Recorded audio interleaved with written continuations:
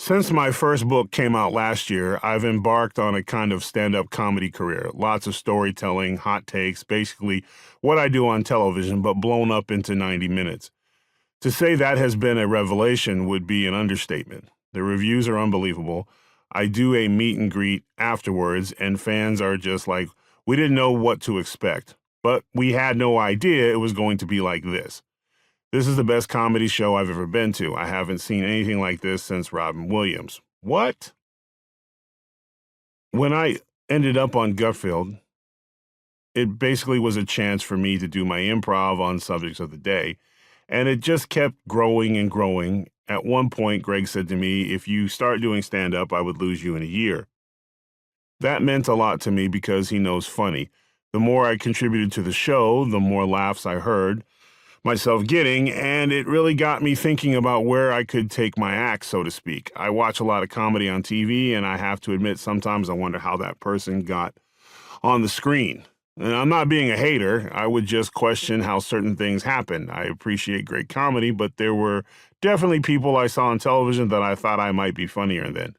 That gave me hope. If they can do it, why can't I?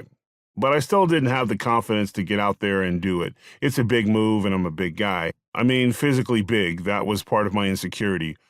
Was I too physically big to get up on stage and try to be funny? Would I be like Shrek up there? Would I feel like a train wreck before I even opened my mouth? I needed something to happen to create an opportunity. Thankfully, when Greg was doing one of his book signing shows, he invited me to appear with him, just come out and have some small talk with him in front of the audience. Me being me, once I had the microphone in my hand, I just started riffing and making up jokes on the spot and telling a few stories. The place was dying. I saw people laughing as hard as they knew how to laugh. Right then, a switch flipped inside of me. Afterwards, my wife Ingrid came up to me and said, "You need to do your own shows. You need to do your own stand-up." That entire audience of people was laughing their asses off with you. She knows me pretty well. She has seen me in many different situations, and she was definitely picking up on something special. So I decided to quietly give it a shot. I would use a fake name and go into a few places around the country and just get up there and do a few minutes and try to get a few laughs. I felt like I had accomplished a lot in wrestling, and I was in the middle of accomplishing a lot on television. Then I started getting that thing that people sometimes get, like the actor who wants to be the singer, or the singer who wants to be the actor, and so forth. I've seen it happen before as an observer. Sometimes it works, sometimes it doesn't.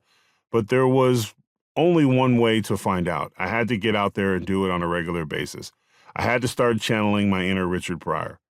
I listened to Richard Pryor practically every day of my childhood. When my mom worked nights, he kept me company in the dark. I knew every routine of his by heart. I listened to his Live on the Sunset Strip album every time before I take the stage. It's like getting a pep talk from the dad I never had. And I still laugh at his jokes because of the timing and social relevance and that unique Richard Pryor energy.